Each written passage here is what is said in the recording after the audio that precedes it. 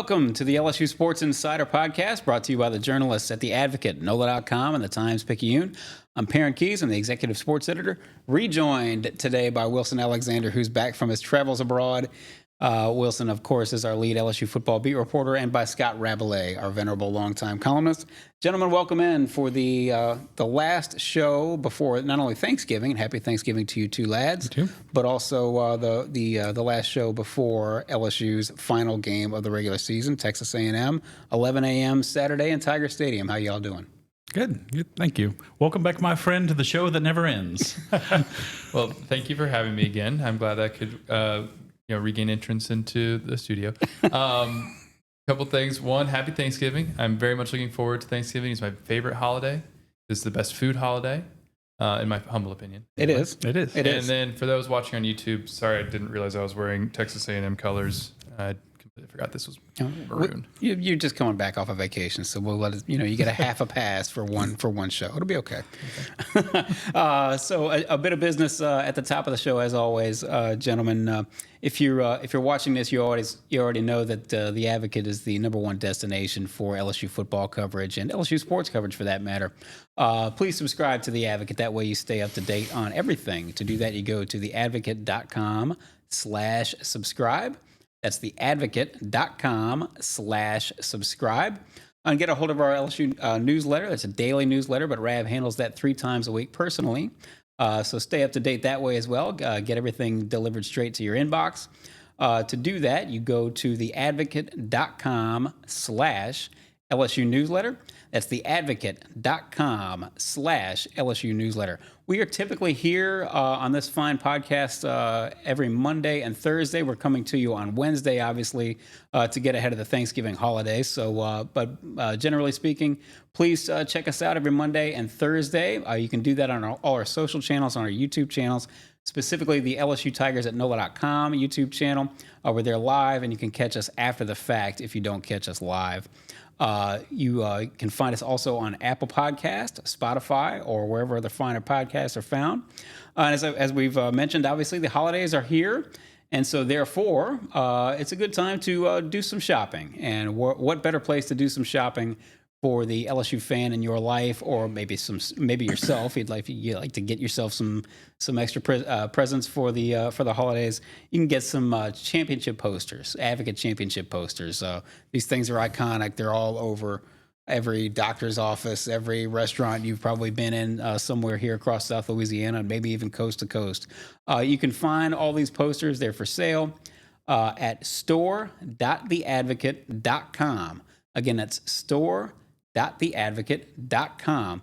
If you enter the coupon code INSIDER, INSIDER, you get 15% off of your purchase. So by all means, check that out. Check out that deal. It's worth your trouble. Obviously, a great gift, as I said, for the Tiger fan in your life. We are brought to you today and every day by Champion Wealth Strategies. Champion Wealth Strategies is a national financial services firm specializing in the capital markets, securities, insurance, 401ks, and college and retirement planning. Our broker-dealer is LPL, financial member FINRA SIPC.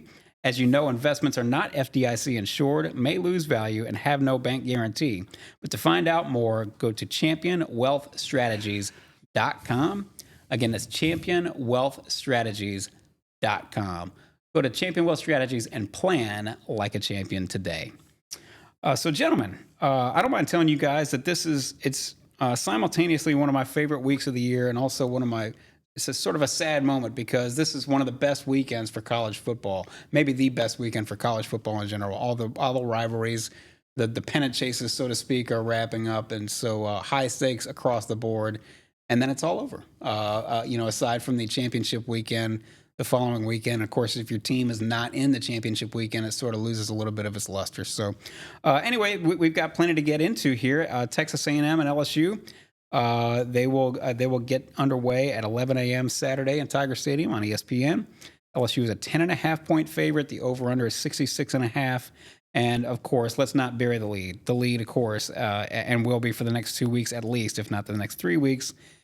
One, Jayden Daniels, Heisman Trophy front runner now. If you're going by the odds makers, he he started, if I'm not mistaken, last Sunday, 2 Sundays ago, he was third in the running. Bo Nix was -110. Michael Penix was +290. Jayden Daniels was +425. This Sunday, Jayden Daniels had moved ahead, which surprised me, as we discussed on Monday. Surprised me a good bit because Bo Nix did have a great game against Arizona State, 6 touchdown passes. Anyway, Jayden Daniels is -120. Bo Nix was +150. Michael Penix was +600 as of Sunday. As of this podcast, a little bit later in the week, Jayden Daniels is now -125. Bo Nix is +140, and Michael Penix has fallen back to +650. Of course, the question of the day, and I'll put this to you, Rab, first, and then let Wilson sort of piggyback. What does Jayden Daniels have to do on Saturday against Texas A&M, given that this is his last case for the Heisman Trophy, and Michael Penix and Bo Nix are probably going to get 2 shots with the Pac-12 championship game coming up next week? Yeah, he has to be as impressive as possible again. Like, we've gone from the Alabama game where he was injured and he came out and everyone thought his chances were over, to coming off the board even with these Heisman odds that we've talked about, to now being the front runner in several sports books. I looked at 5 of them yesterday. He was in front in 4 of them. But this is his last shot against arguably the best defense they're going to play. So a chance to impress if the voters really pay attention and notice that he has a good game.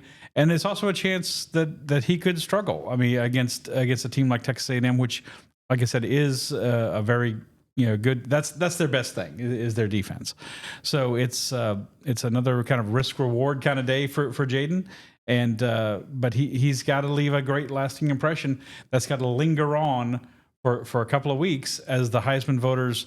We have 1 week to vote. Basically, the balloting opens November 27th and it closes Monday the 4th after the conference championship weekend, and so that's it. So, like I said, he will be sitting in the clubhouse.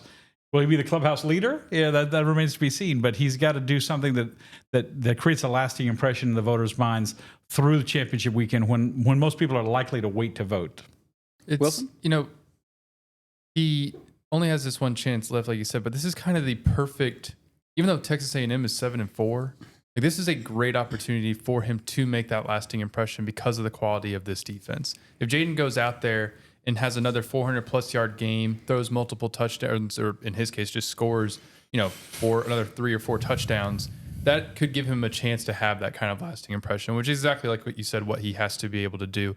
The stat line needs to be maybe not what he's done the last 2 weeks, where he's scored 13 total touchdowns and over 1,000 total yards by himself in over 2 games, but at least in that sort of probably 400 total yard range with another 3 or 4 scores. Because doing that against this Texas A&M defense, for people who I think really watch football and aren't just maybe looking at the records, that should go a long way. This Texas A&M front, I mean, they've got 94 tackles for loss and 40 sacks this season. That's top 3 in the country. In both of those categories. It's a team that creates a lot of negative plays. And if Jayden can avoid those kinds of things, continue to be explosive downfield as a passer, and electric as a runner, and just continue that in some respect against one of the best defenses, like you said, that he's played, then that could have that lasting effect, because he's had good games against, in terms of statistically, against the 2 other best defenses that LSU has played, which are Florida State and Alabama. But, he didn't get to finish the Alabama game because of the concussion. And Florida State, when you look back on it, was kind of his worst game of the year. I mean, obviously, that's a long way ago, but it's something that he, in this game, can really show against yet one of the best defenses that LSU has played, continue to play at a high level. That'll at least bolster his case and give him the best chance to win. And I will say, too, it's not just the numbers. It's, as I continue to say, it's capturing the imagination of the voters. And it would really help him. And, of course, you can't plan these things. You can't try to do it. If he had some kind of exciting play that's going to be in the highlights, where he catches a pass like Eric Crouch. Well, they wanted to pass to him down in the goal line Saturday. They kind of set up a play where he was going to catch a pass, and it didn't happen. Maybe they'll try that again. I mean, you tried it against Georgia State. Maybe you don't try it against Texas A&M, but still. But like to what Wilson said, just maybe eluding a pass rush, and it looks like they got him, and he slips away and he runs for 30 yards or something like that.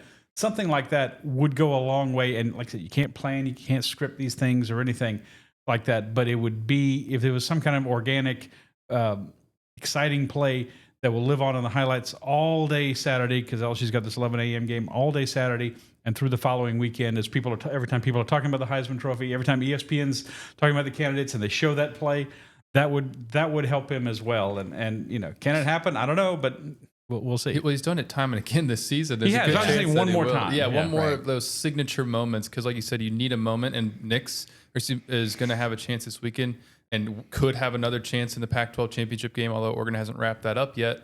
And then Penix certainly will, have a chance to have one of those signature moments on championship weekend that Jayden won't have. So like you said, something like that run against Florida, either of the runs against Florida, like do that again, or some sort of spectacular throw on the run like against Army, but against an even more quality opponent in Texas A&M would certainly go a long way. You bring up Texas A&M. I think it's interesting. I mean, you're spot on. This is a really, really good defense, and we can get into the numbers here about Texas A&M. 16th in the nation against the pass, 184.1 yards per game. 16th in the nation versus the run, 102.4 yards per game. This is sort of leads into a question about the voters, and this is maybe where I lean on you, Rev, since you've been a Heisman voter since 1997. You kind of have the best feel for the room, so to speak. Maybe of the three of us, how many voters do you suppose are really paying attention and know that Texas A&M has maybe the best defense that he will have faced all year? And how many of them are just sort of, and Texas A&M, they fired their coach. It's lame duck season and all that sort of, and they're not really doing their homework. And really that leads to the question, which is, in your suspicion, are voters paying it to how many of the Heisman voters, the 900 plus voters, are really taking this thing as seriously as you would like them to, in your estimation? I understand it's kind of a wild guess. No, I understand what you're saying. And just to give you a rough estimate, half and half. I think this is shaping up to be a closer vote, a closer result that we end up with, and we won't know, of course, till that night, on December 9th. But it's shaping to be a closer race with at least Jayden and Nicks at this point. Maybe Jayden, Nicks, and Daniels. Doesn't seem like it's anybody else really. So yeah, maybe more voters are going to be looking for something a little more dividing. I if I may digress a little bit, and we talk about the Biletnikoff Award later. I got a vote on the Biletnikoff Award also for receivers, and they sent a nice stat package out, which is showing each not only overall stats for each receiver, but their stats against ranked teams. And I'm trying to, I voted for Malik Nabers number one, but I was trying to discern between 2 and 3, and really looking at the numbers and looking at those numbers, and the Heisman, the blessing and the curse of the Heisman is they don't give you finalists. They didn't say choose from. The Biletnikoff people said choose from these 10 for the 3 finalists, and for the 3 finalists pick your winner. They don't do that. It's whoever you want to vote for. And, we can, you could vote for Brock Bowers at Georgia, which is a good player. You can say, oh, maybe he's the best player in the country. But you could just as well vote for a linebacker at Kansas who's, on the second string.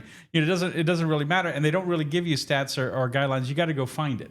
So you're depending on a lot of voters to be discerning and really do their homework. And we all have jobs. We all are covering teams. We're all in the media, except for the former champions, former winners who also get a vote. And of course, there's the one fan vote. Everybody's trying to pad the stats. I always love to see how that comes out.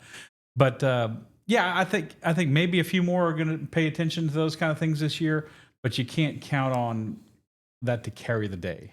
Put it that way. We are obviously looking at Jayden Daniels up close, farther close. Is that a correct term? Right. Well, we're looking at Jayden Daniels closer than we are than we are the other 2 candidates. But I think we would all 3 agree that certainly who has had the best season among the 3. I mean, the passing stats are basically a wash. They're all within a couple hundred yards of each other, and it's the rushing stats that just are mind-boggling. It's also, yes, in terms of overall stats, like Penix leads the country in passing yards. And Nicks leads the country in completion percentage. Mm-hmm. But the efficiency and the explosiveness with which Jayden has thrown the ball outpaces both of them. And then you add on the rushing stats on top of that too. I feel like if you were even just going purely as a passer, it would be really even. Like you said, the rushing is what separates him. But even those passing numbers, like Jayden's yards per attempt this year is 11.8. That's and Penix, wild. which is just incredible. I Wild. think out of all the things of this season, I know we've talked about before, but that's the thing that to me is just the most impressive. I know this is in your head. I don't want to put you on the spot, but what was his yards per attempt last year? Because it was his lowest of his career. 7.5. Yeah. Yeah. Wow. It's a huge discrepancy. It's just incredible. And like, and just the way that, just as a quick tangent, like the way that he's like developed in that regard, but still continued to be effective as a runner, gotten probably better as a runner, but like blended it together so that the running isn't like a sign of him not being able to throw the ball downfield like it was last year. It's not a hindrance or a crutch in any way. Right. It's just an added addition. It's fantastic to watch him play. Penix and Nicholls, their yards per attempt are both in the 9s, which is good. But Jayden's a full 2 yards ahead of both of them. And so it's like in his also his passer ratings like what 207, 208 in that range. It's miles ahead of anybody else. Yeah, it's like can break an NCAA record. And so like yes, even though there's somebody like on the surface their passing numbers look like pretty comparable, Jayden's been much more efficient and explosive. One of the things that's been, as you might suspect, you sort of see the back and forth of this, which is, hey, my goodness, look what Jayden Daniels did against Georgia State, 8 touchdowns, buffered by the counter argument, which is, hey, he did it against Georgia State and they kind of left him in a couple extra series so he could pad his stats and so forth. All that's true. But in addition to all the stats you gave just now, Wilson, Jayden Daniels has thrown 91 fewer pass attempts than the other 2 quarterbacks. So think about it. He has basically accumulated the same yardage totals and completion percent, all that kind of stuff, in addition to his rushing totals, in addition to the fact that he has done this on fewer attempts, which I think says everything about, well, hey, he stayed in the game too long. He's been out there padding stats. First of all, we can get into strength of schedule too. LSU's strength of schedule, I believe, is 10th in the nation. And I don't remember what Washington's and Oregon's are, but they're somewhere in the 50s and 60s. So going to get better with these last 2 games, but maybe not good enough to be right. So I mean, to me, I just bring all this up to say, again, it seems like it ought to come down to if voters are well educated and they're taking this job seriously and doing their homework when they go to cast their votes, versus how many of them are just sort of checking out SportsCenter and kind of mailing it in. On that topic, this is one of the reasons why we think, not only because of the odds and just sort of the way the Heisman race goes, this may be one of the closest races ever. Rab, it's certainly shaping up to be, and that's where I had you do some homework. I just so happened to have some numbers here for you. What do you have for us? I was wrong because I thought Bo Jackson and Chuck Long were actually the tightest race. Yeah. I did too, but it was the standard for the longest time. Right. But there have been 10 Heisman races decided by 77 points or less, with a lot of varying point totals over the years. But the closest race ever was just a few years ago, and it was Mark Ingram, when he was at Alabama, beating Toby Gerhart, who was also a running back from Stanford, by 28 points, 13:04 to 12:76. Bo Jackson, you would have thought would have been a runaway, but Chuck Long was a very highly regarded quarterback in 1985. Iowa could use a quarterback like him right about now. They don't have a Chuck Long these days. That was 45 points. And so Ernie Davis beat a running back named Bob Ferguson. Ever heard of Bob Ferguson? I was looking it up yesterday, and I had never heard of him too. I'd never heard of Bob State. Ferguson, but Ernie Davis, of course, was very famous. The running back from Syracuse. You don't ever remember who came in second. No, not too often. Except for Rab, who's got a stat on 1962. Do you not? One of the closest races ever, not the top 10, but 1962. Terry Baker, the quarterback at Oregon State, beat out Jerry Stovall, who was LSU's all-around player, running back, kick returner, defensive back, by 89 points. And the story we were talking before the show started, the little anecdote about that is compared to today with the Heisman finalists and who's being invited to New York, they pulled Terry Baker out of class in Oregon State and say, hey, you won the Heisman Trophy. Yeah, congratulations. Oh, great. I got to get back to class now. Well, people, do you know have you ever seen the famous John Cappelletti speech in 1974? I think? I have. I know I have, but it's been a long time. And they made a movie about it. His younger brother, Joey, I think, was dying of leukemia, and he gave just this heart-rending speech. It had everyone in tears. He was the only one there. It was a big banquet, and there weren't finalists. They didn't start doing the finalist thing till the 80s. And so it was just him, and it was just, there wasn't a dry eye in the house. When they finally did the show, I do remember this because I'm of a certain age, as are you, Rab. It was a half-hour show on CBS, and it was like, I don't know, right before the Army-Navy game or something like that. Isn't that right? And now it's as we remember from the Joe Burrow ceremony, it was 57 minutes of blah, blah, blah, followed by three very compelling minutes at the end. Going back to that, this is, and how the voters will scrutinize and stuff like that, this is a much different situation from 4 years ago. Oh, I mean, Joe was, people tried to, occasionally you see some talking heads on ESPN try to drum up some possibility. Could someone else besides? No one besides Joe was going to. You just knew it. He wrapped it up in the Bama game. Yeah, in early November, he had it, and he just kind of added a little cherry on top with his running around to Georgia and hitting the touchdown pass and the long pass in the SEC championship game. And he won by the biggest landslide in Heisman history. This is not going to be that for whoever wins, whether it's Jayden or Bo or Michael Penix. So. That's what makes it all the more exciting, more fun for us to talk about. One other thing for us to talk about real quick as an aside, just about this weekend, isn't it a kind of I don't have appropriate word, but I think it's nice that Jayden's going to have this last game at home. Remember when Joe he came out in the 100%. Burrow jersey with the AUX and he went over to the student section and applauded them after the game and stuff. I don't know if any of that's going to happen with Jayden, but it's nice that he could have the opportunity to kind of have a moment in Tiger Stadium one more time to kind of cap off this whole campaign. Which I think is going to sort of, this just in, the LSU fan base is not wild about these early morning 11 a.m. kickoffs. I guess we're going to find out on Saturday, but I would think that it would be safe to assume that had this been just sort of an average Texas A&M at LSU, regular season finale with neither team having, a stake in the West race or something like that, and maybe you show up, maybe you don't. My guess is that the fans are going to be out in force. They might be a little late getting into the stadium, but they're going to do everything they can to make it before kickoff. I hope so. Because they do want to give. I would think that they want to give this guy, the sort of the ride out of the door that he's. I would say to fans, if you haven't seen them play this year, you're going to want to say one day, I saw this guy play in person. Just like you did Joe Burrow, 4 years ago. So if you have a chance to get a ticket, if you maybe haven't been to a game, maybe you come all year. Yeah, get up early. Come to Tiger Stadium, 11 o'clock. We all think that stinks. I mean, they're excited about it. The Michigan and Ohio State fans are excited about the kickoff at the same time. They like that, though. Yeah, they do. We're not down here. People would rather all day to get ready for the game. But make the effort because you're going to want to say that you saw this guy play in person all day one to more time. get ready for the game, huh? That's a good way of putting it. Exactly. That's a nice way of putting it. I was about to mention, as we said, one other race that we have our eyes on, and that of course is the Biletnikoff Award.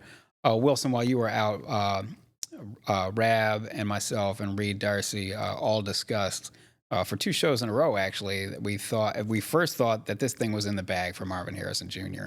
And after Saturday, he's probably still the prohibitive favorite, but he had 30 yards receiving, and Malik Nabers against pretty suspect competition, I understand, but he had 140 yards. That puts him, I believe, at 330 some odd yards ahead of Marvin Harrison in terms of season totals. The obvious question is, can Malik Nabers actually make up some kind of ground if he does, he have an exceptional game against Texas A&M, while Marvin Harrison is duking it. He's going to have a huge stage going against Michigan and, the biggest or one of the biggest games of the year for college football. So he'll have every opportunity to win it and clinch it, Marvin Harrison. But let's say he goes out against the number 1 or number 2 ranked defense and against the pass in Michigan. Michigan's either number 1 or number 2 against the pass. And if he goes out and has, as I say, 2 catches for 19 yards or something, is it game on? Is it game back on for the Biletnikoff race? I feel like it's still game on right now. Maybe it's me imagining something, but I just, you look at the numbers and like Brian Kelly kept saying yesterday, and Malik probably should win it if you're just going off of that in production this season. And that's not to discredit Marvin Harrison really, because he's a fantastic talent, and he's going to be probably an awesome pro. And but when you look at it, he's got 3 games where he's had 30 yards this season. That hasn't happened in Malik. The 3 down-ish games that he had were around 80 yards receiving this year, and every other game he's been over 100. And he has a chance to be LSU's all-time leading receiver if he has a particularly big game against A&M. And so he, I guess that would, though, maybe narrow the gap even further if Marvin Harrison doesn't, have a big game. If he does go for 140 and 2 touchdowns and has some acrobatic catches and they beat Michigan, then yeah, he's probably going to win it. And maybe he even ends up in New York, partly because though of kind of name recognition and the career that he's had. He's kind of gotten himself to that place. But this should definitely be close. And it's been interesting hearing Brian Kelly stump for Malik yesterday in particular. I mean, he said it sort of softly in the press conference, then on his radio show was much more blatant about it. He said, you can't give it to Marvin Harrison because if you're looking at the numbers, because he's had 3 games with less than 50 yards.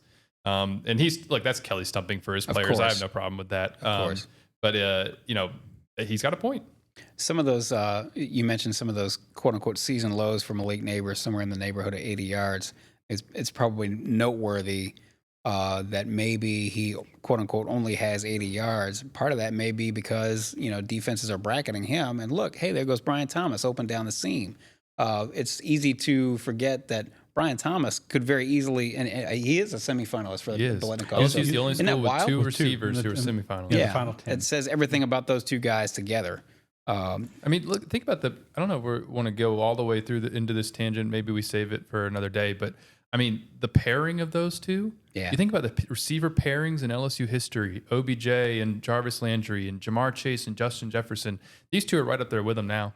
Yeah, I mean, they're in the club. really are. Sure, 100%. They are in that fully in that echelon. And, I mean, it's in that tier. And it's been incredible what they've been able to do this season. Like you said, play off of each other and complement one another in order to get the best out of what they can both do. Because, teams have tried to bracket Malik or double cover him, and it opens things up for Brian. And then they have to try to scramble to cover Brian. Okay, well, now Malik's wide open. So it's been awesome the way they've complemented each other. And they're now one of the best receiving duos in LSU history. I tell you, voting for the 3 Biletnikoff finalists, and then the final voting is still to come.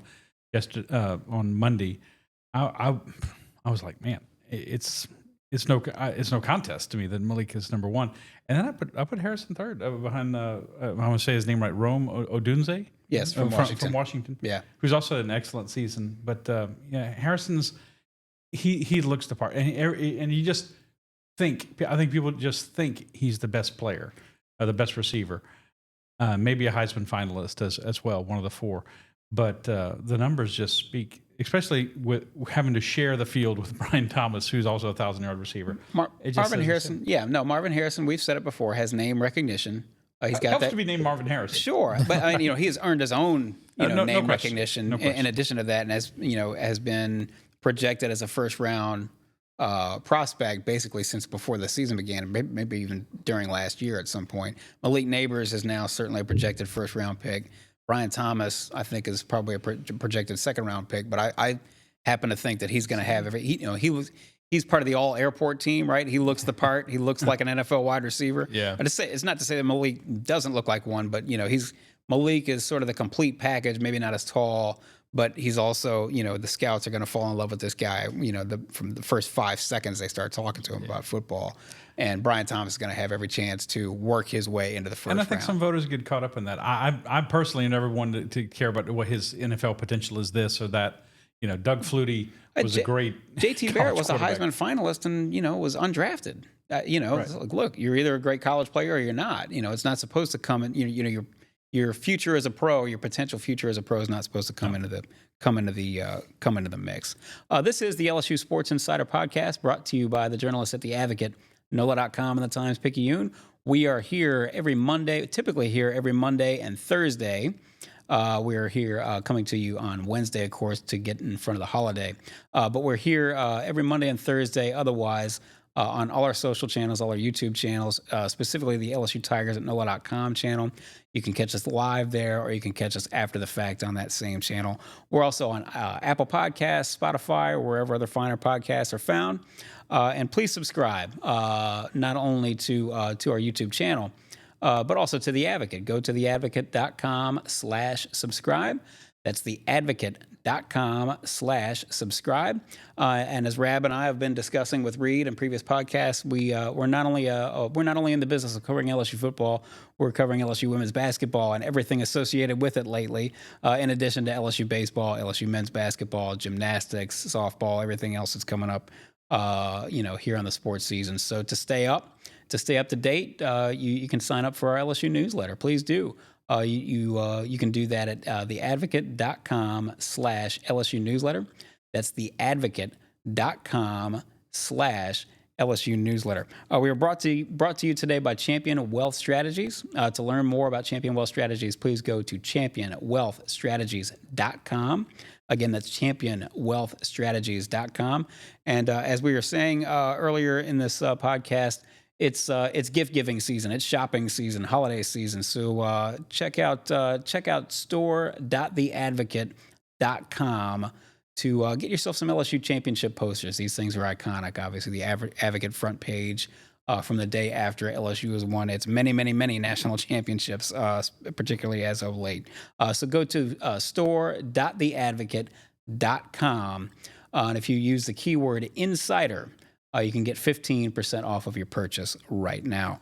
I wanted to, we're going to slightly shift the focus to this actual game here on Saturday and Texas A&M because they're coming in and they're a little bit more interesting than just the average, the recent Texas A&M teams of the Jimbo Fisher era that are coming in, staring down the barrel of another 8-4 season. And in last year's case, there wasn't even 8-4. So, but Jimbo Fisher, of course, is no longer. Elijah Washington, the interim coach. Elijah Robinson, the interim coach. And they're coming in here 7-4. And it begs the question, Rab, you've seen many situations like this, but I will ask Wilson first. Do you suspect that Texas A&M will come in here inspired or uninspired? They're going to be coming in here fired up to get a pound of flesh and finish off their season with a bang, the regular season with a bang, or are they more likely to just sort of go through the motions? It's so hard to say. Someone asked Brian Kelly that kind of very thing in his press conference Monday, and he said basically that he doesn't put any stock into it because you don't really know what's coming. You have to focus on yourself in order to prepare and do everything you need to do. Because if you do catch yourself trying to maybe think like, oh, well, maybe they won't be inspired, then you don't prepare properly, and then you get caught flat-footed and you get beat. So my basic answer is I don't know because I'm not in that because we're not in that locker room, Sure. and it's hard to tell. They've had one game now without Jimbo. It was against Abilene Christian, and so it's not really an indicator of anything. But I guess my hunch would be, if I had to sort of put really a more firm answer on it, is that they will probably come in here, trying to win. I don't think they're going to be fully checked out. They've still got guys like Moose Muhammad and Evan Stewart and that defensive front that we talked about, and their quarterback situation is a little bit up in the air right now with Max Johnson day to day. But Max is the kind of person who's going to want to play and finish this thing out, even though he's dealing with cracked ribs. And when you've got that at the quarterback position, that's a good thing to have. Somebody who's trying to lead you and come back and get back into this game, even though it does not mean a whole lot in the grand scheme of things for Texas A&M. So I think they will, but I don't. I think LSU's probably got even a little bit more motivation than Texas A&M does, especially after losing last year. Right. Brian Kelly said it himself. Like, there's some guys in the locker room that still remember what that was like and have that taste in their mouth. And to now be able to maybe avenge that at home bodes well for LSU. I think Texas A&M, I could expect them trying to get in their heads, which we don't know, but come out with some fire and some desire to try to, upset LSU's season, whatever it is, certain upset Jayden Daniels Heisman hopes. But if LSU can get up on them and hit some big plays and get up a couple of scores on them, I think they could check out. So that did not happen in the game last year. No, it did not. College Station. They got A&M got some early momentum and had LSU playing from behind the whole time, and they just built for A&M, and it was their season. They will go to a bowl game after this. Last year they were 5-7. They weren't going anywhere, but they have 7 wins. They're going to a bowl game somewhere. So this is not the end of their season this time. So I think for all those factors and the fact that they're playing in Baton Rouge instead of College Station, that bodes well for LSU. But as Brian said, you can't count on it. You can't expect it. And college football is such an emotional game. If they get a turnover or something like that, then and a scoop and score, things could turn their way. And Max Johnson plays, and he wants to come back and show people what he's got in Tiger Stadium. All those things. Yeah, it could be a tougher day for LSU. But I think if LSU can But the offense, they scored several games in a row. The first touchdown of the half and the first touchdown of the second half. They can do that, then that bodes well for them psychologically in the game. Max Johnson, it's funny we don't know whether Max Johnson will start or Jalen Henderson, who started the last couple of games. We don't know which of those two A&M quarterbacks will play. Max Johnson has led upset victories in this series for the past 2 years. First for LSU over Texas A&M, and then last year for Texas A&M against LSU. Last year was Connor Wegman, wasn't it, at A&M? You know what? You are absolutely right. I am mistaken. Yeah, Wegman and A&M, they jumped all over those guys early on. Devon Next thing you know, had a huge game. That's right. Next thing you know, they ran wild. Next thing you know, LSU is on the losing end of a 38-23 ball game.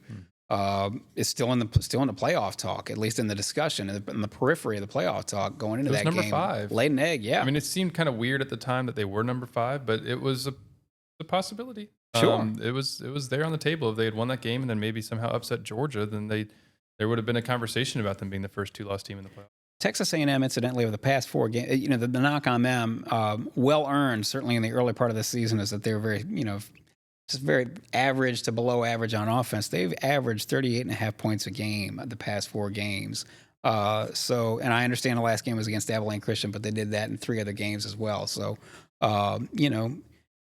discount them at your own peril, I think, if you're LSU. And it's funny. We brought up Jimbo Fisher. Rab, you've got a column that's up at theadvocate.com about just sort of Texas A&M never really having been able to pull it together as a program, which is sort of mystifying given all the resources and the fertile recruiting base they've had, anything like that. Before we get to that, though, I did want to just stay on this for a second.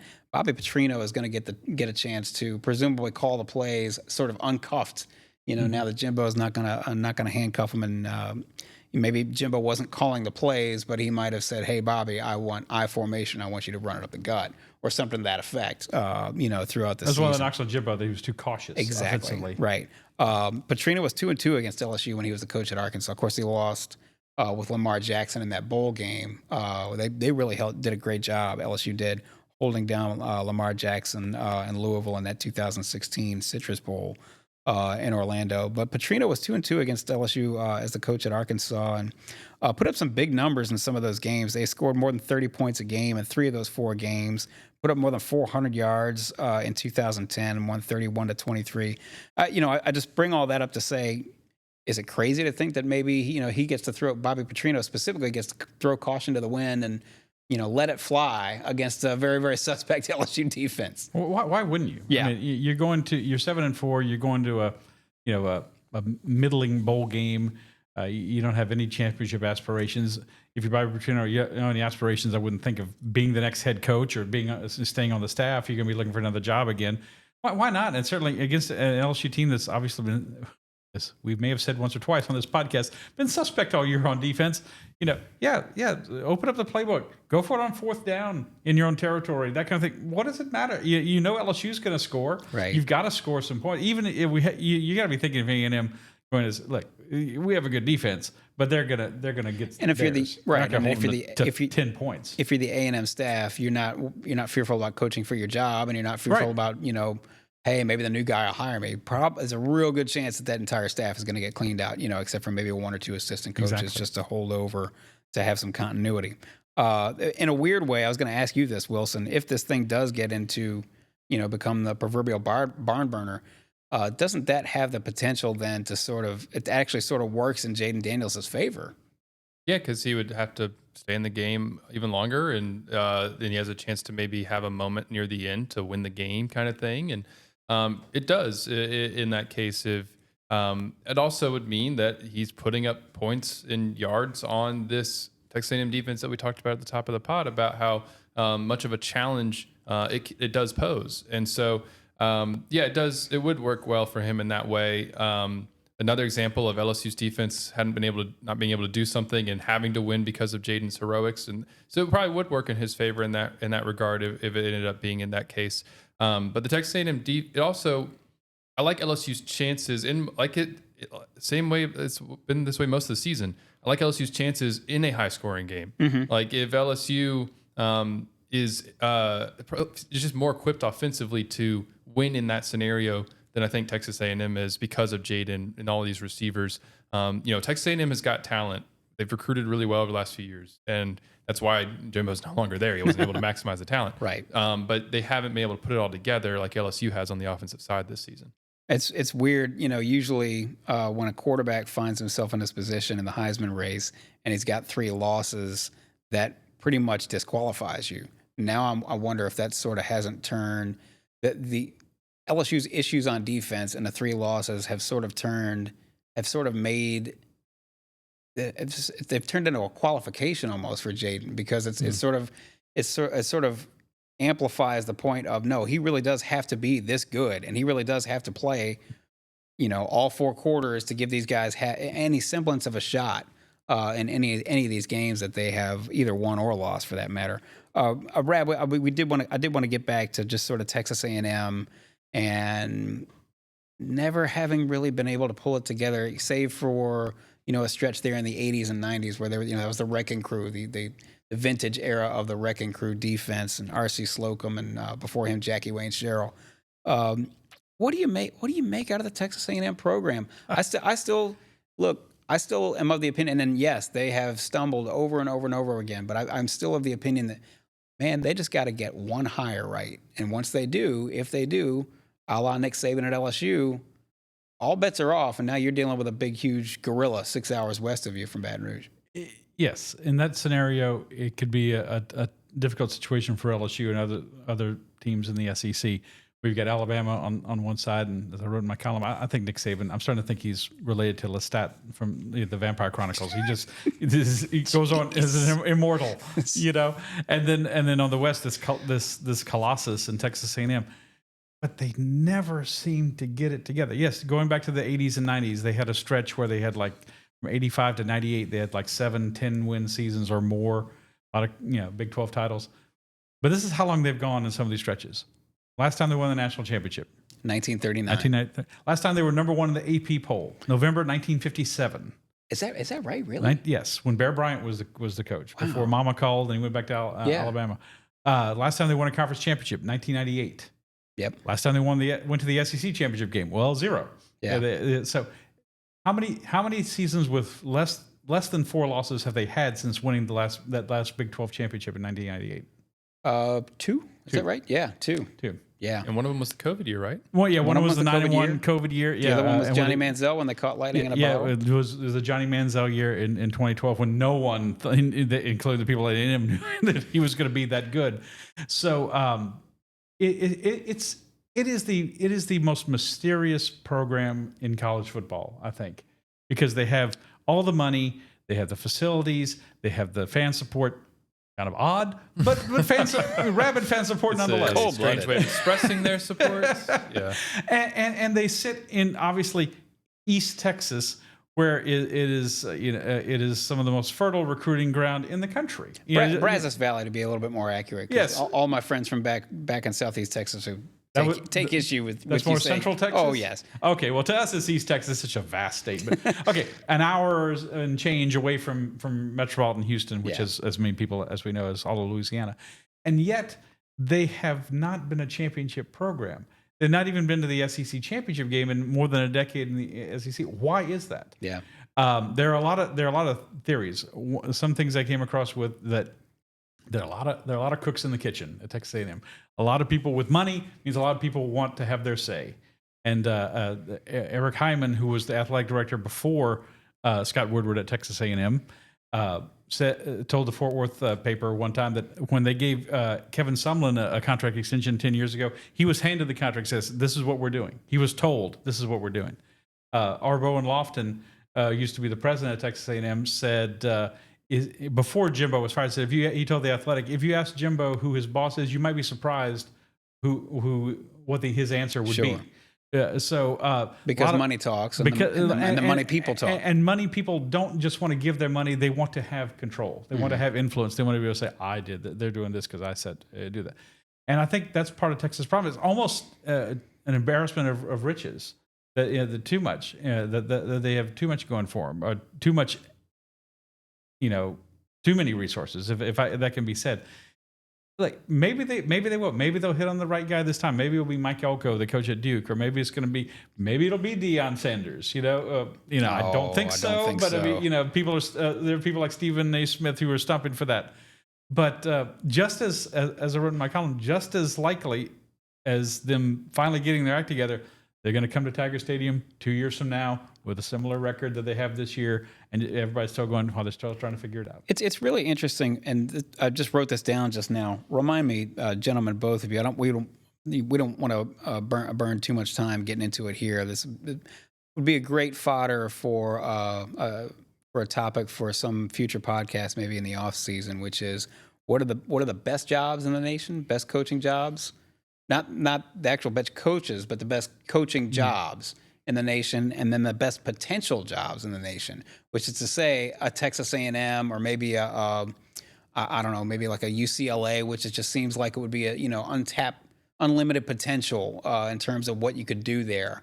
I think that'd be fun to kick around, don't you think? Give us some more time to think. Oh no. Yeah, no. This is very much interesting think piece. This is very much a topic for the off season. Yeah. When we're scrounging for topics to talk about sometime in July.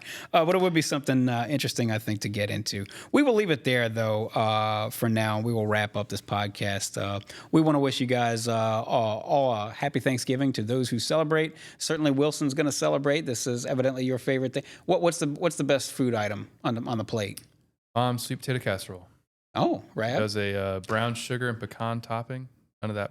No marshmallows. Pecan topping. Brown sugar and pecans. I look forward to it every year. I told my mother she wasn't invited this year unless she brought the cornbred dressing. Oh, well, that's fair. No, I'm kidding. She was invited, but she is bringing the cornbread dressing. I mean, hey, look, everything is a proposition. Not for nothing, but Mrs. Keys has dietary restrictions, so we have to have kind of some weird. She makes these fake mashed potatoes, with the rice cauliflower and everything. But it takes 20 steps or whatever. But once it's done and it's all loaded down with the cheese and green onions and whatnot and everything, it's worth the trouble. You'd be surprised. I'll put it to you like that. You'd be surprised. Right. She also makes a great cheesecake that doesn't have any sugar in it, which is magic or something. I don't know how that works. Anyway, to close it out, I did want to bring up a couple of more things just to close this thing out. This is obviously an LSU podcast, but 99.5% of the time we're going to talk about LSU. But did want to mention that Tulane's in the hunt for the American Conference Championship. They're going to play UTSA. Those teams are both undefeated in conference play, as is SMU. So Tulane needs to beat UTSA to get a spot in the American Conference Championship game. That's at 2:30 p.m. on ABC on Friday. UL has struggled pretty much, really the last month of the season. They're 2-5 in the Sun Belt. They're going to play ULM. They got to get bowl eligible. That's at 2 p.m. Saturday. Nicholls State, as you mentioned, Rab, in your column, is in the FCS playoffs again. That's a tremendous job by Tim Rebowe down there at Nicholls State, the longtime coach there. He gets the most out of what he's got, and a lot of times in terms of resources, it's not a lot. They play at 2 p.m. At Southern Illinois I believe in they the got to play FCS LSU playoffs. next year. I believe they come to Tiger I Stadium. think that's right because that's the last team last in-state team that LSU has not played. So LSU has played Southern and Grambling the last 2 years, and that the best rivalry in the state of Louisiana for college football, I would say. Definitely one of the most entertaining. If you've never been to the Bayou Classic, I strongly urge everybody to go at least once. I promise you will not go for only one time. You will go back. Southern and Grambling have not had a great year this year. They're both 5-5. Eric Dooley, of course, fired last week. He never quite got that program going. He was a Southernite, if ever there was one. He was a Grambling grad, but he spent 14 years as an assistant coach there. Came back, brought them to the SWAC championship game actually last year, where they lost to Deion Sanders and Jackson State. But they will have Terrence Graves as their interim coach going into that game. And Terrence Graves is uniquely qualified for that job because he was the interim coach at Grambling 2 years ago after Grambling fired Broderick Fobbs. And he won the thing. So they won that game 29-26. It was a great game. So best wishes to all those teams, not only the Bayou Classic, but Tulane and UL and Nicholls. And one other thing, I'm sorry to everybody, but I'm going to subject you to 30 seconds worth of Canadian football. Congratulations to the Montreal Alouettes who won the Grey Cup against Winnipeg. They beat the Winnipeg Blue Bombers, who are quarterbacked by Zach Collaros, who played for Brian Kelly at Cincinnati. So but that was an upset. Montreal beat the best two teams in the CFL to wrap up the season. They beat Toronto, which was 16-2, and then beat Winnipeg, which has been really the best team in the CFL for the last 4 or 5 years. I'm sorry you guys had to sit through that It's all for right. 45 seconds, but I love me some CFL. Perryn is very proud of his Canadian heritage, So, we had is there anything Thanksgiving. like Thanksgiving We in had Thanksgiving a month ago. Yeah, there it's is? always mid-October. Yeah, it's mid-October, mid-October. okay. So It's a little cold in Canada about this time of year. that's right. That's one of my favorite things. And I'm sorry, we'll wrap this up. But the Grey Cup, one of the great juxtapositions was Shania Twain singing halftime at the Super Bowl, with the bear midriff and everything, and then singing halftime at the Grey Cup one year. And she's just loaded down in the full fuzzy parka with the hood on and everything. So football is great wherever you watch it, I promise. And obviously you guys will probably be tuning in or sitting in Tiger Stadium at 11 a.m. Saturday for LSU and Texas A&M in the regular season for now. We will be back Monday to discuss that and probably to discuss the Heisman race yet again. So we will be more than happy to do that. A reminder again, we are brought to you by Champion Wealth Strategies. To learn more about Champion Wealth Strategies, go to championwealthstrategies.com. We appreciate them being aboard, of course. We are on Apple Podcasts, Spotify, wherever other finer podcasts are found. Subscribe to The Advocate, of course. You do that at theadvocate.com/subscribe. That's theadvocate.com/subscribe. Get a hold of our LSU newsletter. To do that, you get a hold of the LSU newsletter at theadvocate.com/LSU newsletter. Again, that's theadvocate.com/LSU newsletter. And finally, again, it's gift giving season, it's holiday season. So please head on over to the Advocate store. Go to store.theadvocate.com. Again, that's store.theadvocate.com. Enter the coupon code INSIDER, and you can get 15% off of your purchase. Gentlemen, I appreciate you coming along, and yes, indulging me with a little trip down across the state and then across North America. For Wilson Alexander and for Scott Rabalais, I am Perryn Keys, and for Robert Young behind the glass, happy Thanksgiving to all of you out there. This has been the LSU Sports Insider.